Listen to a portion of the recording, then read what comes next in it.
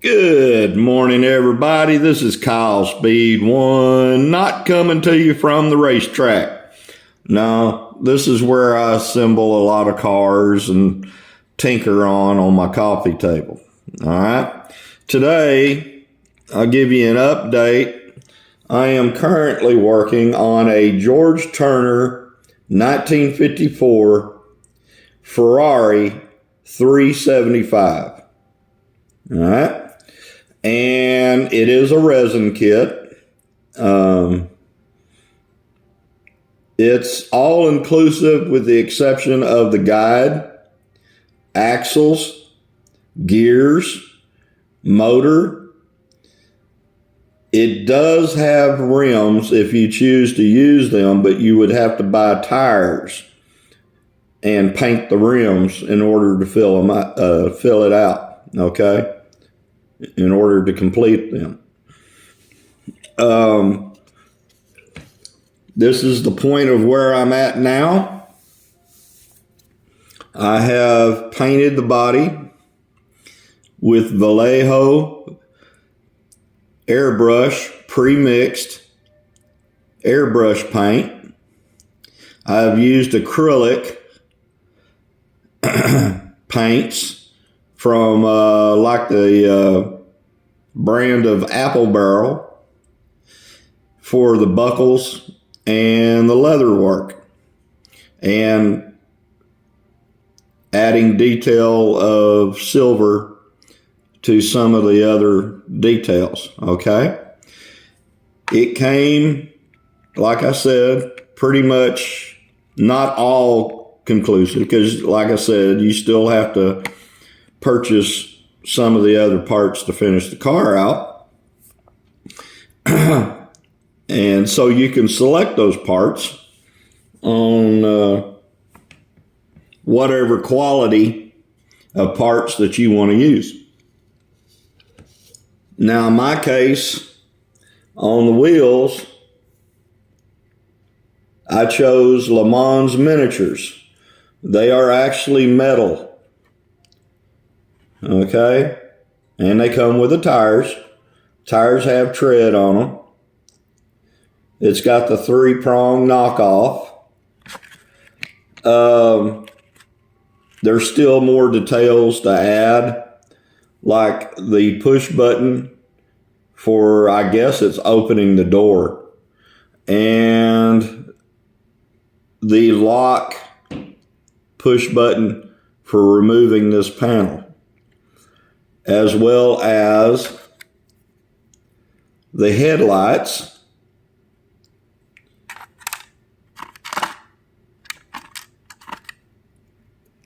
the tail lights, the windscreen,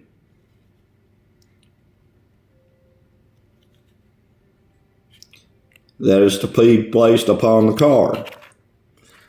I've already pre-painted the driver in its area, so that needs to be glued in. The clear coat is Rust-Oleum ×2 gloss clear coat. And I've learned the secret to using it effectively by, when I've got the car primered and painted it in its color, in this case red, I'll let that dry for pretty much a half a day to a day. Then I'll come back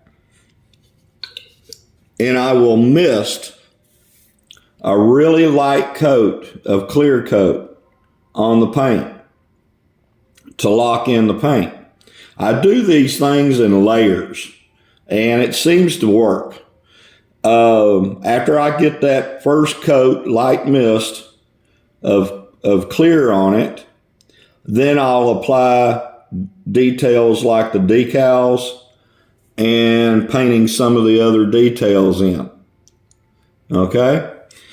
All these decals, and George Turner provides the decals on this particular car. He does for, I'm pretty sure, all of the cars that he manufactures.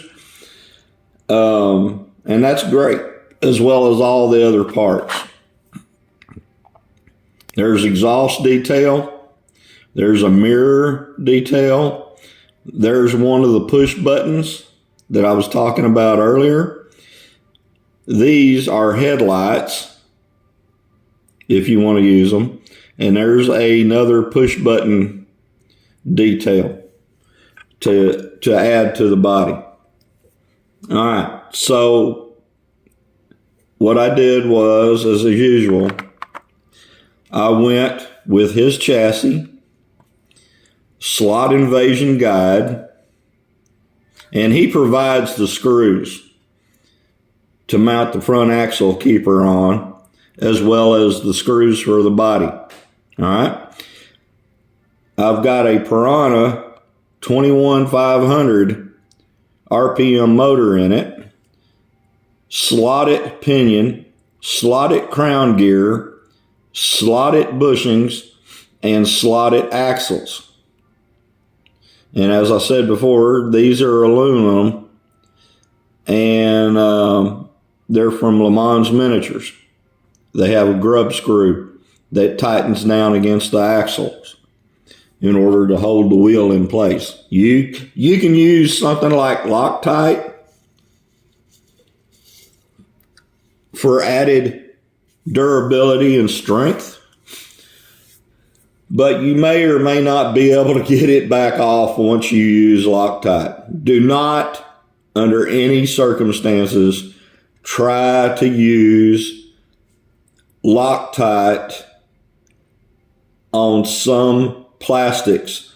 It'll actually eat some plastics up. Fair warning, okay? I was a mechanic for 39 years building engines and working on transit buses and electric buses, so I've got a clue as to what I'm talking about and the warnings that I'm trying to give. All right, so that's his chassis. There's the body screw slots. Okay, there's the underside of the chassis. And you notice there's a hole here and a hole there, as well as, let's see, these bars for the axle. So basically what that means is you can actually put in a grub screw up underneath here to raise or lower the height of the front axle. Okay. This one here does what the design intends, and that's it rolls when you are going down the track. But if you do the test, you can spin the wheels. It's got just enough weight on them to make some contact, and that's what you want. Okay. That helps you out in the twisties and in the turns and what have you. All right. Now, as far as the decals are concerned that George Turner provides, they're good quality decals. I like what he provides, not only with the kit, but with some of the pieces that go with the kit. He does quality stuff. I think this was like $61 or $62, not counting the shipping and all the other crap that comes along with it nowadays with the tariffs and all that stuff. It is and can be, excuse me, more expensive to do one of these kits depending on what materials you buy to finish out the kit. And that's up to you. That's your choice. All right? But it gives you a choice. You can make upgrades or you can use the cheaper stuff. That's up to the person who bought the kit. All right. It comes with a grill, and I've already detailed it with silver and black Tamiya Panaline paint. I painted the headlight bezels on the body, as well as some of the other details, and I put the second coat was, again, a light mist of the Rust-Oleum Gloss Clear, a light mist over the decals and the paint details. Then I came back after it had flashed off an hour or two, and came back with a heavier coat of the clear gloss. Then I came back after that flashed off and sealed in all the details and the decals. I came back with a heavier coat. So basically this has 3 coats of clear on it. All right. And that's as far as I went with it.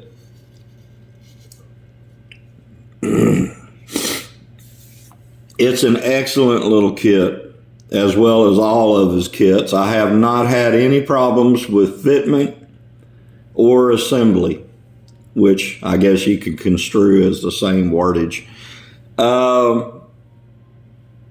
Yeah, I highly recommend his kits. They're fun little kits. They're of cars that are not modeled by most slot car manufacturers out there. And again, I reiterate, if you want something unique that's not currently modeled by current manufacturers of slot cars, then I suggest you do research on the internet and locate some of these guys that are doing these custom kit cars. Okay? Now, the decals, I'll tell you the product that I use on all the decals, and that's Microsol set. Basically what it does is, after you've applied the decal, the water slide decal, you put a coat of the Microsol on the decal. And what that does is it softens the decal, so whatever details may be under the decal show up. In this case, look at that panel just above the 4 where the decal was softened and adhered to the clear coat and revealed the details of that hatch cover and its hinges. There, the rivets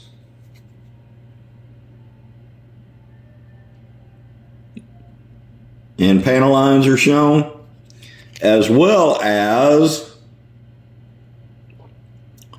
the louver vents in this back cover. Okay? And that's another point of one of those push buttons. I was wrong on this one. This one here is the mirror.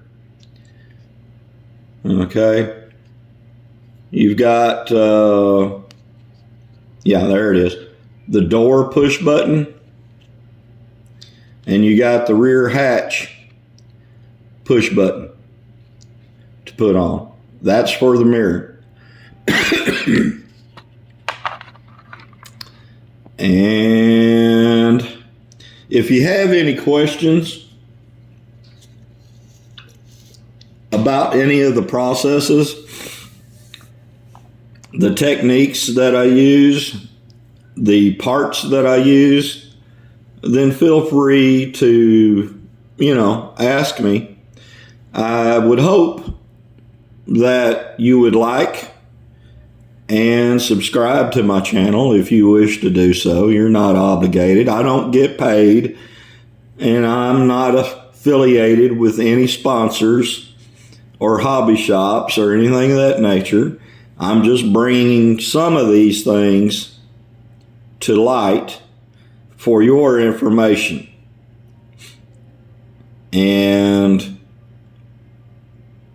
you might not know these things if people like me and others don't reveal them on a video to you. So this is my hobby, what I like to do, and it's providing information for others and hopefully perpetuating and doing a small educational bit as to parts of the hobby. That one there I already introduced you to. That is a fly Ferrari 250 GTO that has been converted over to an Oliver chassis. Okay. And again, all slotted equipment with it except the motor and the guide.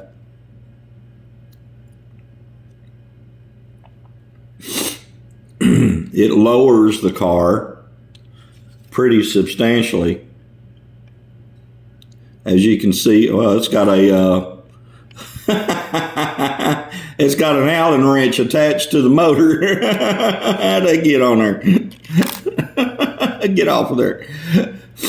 I used the original tires and the original rims. They look pretty good and they function just fine. I could upgrade them with BRMs or Le Mans miniature tires and rims. I chose not to. But again, today's feature car is the George Turner 1/32 scale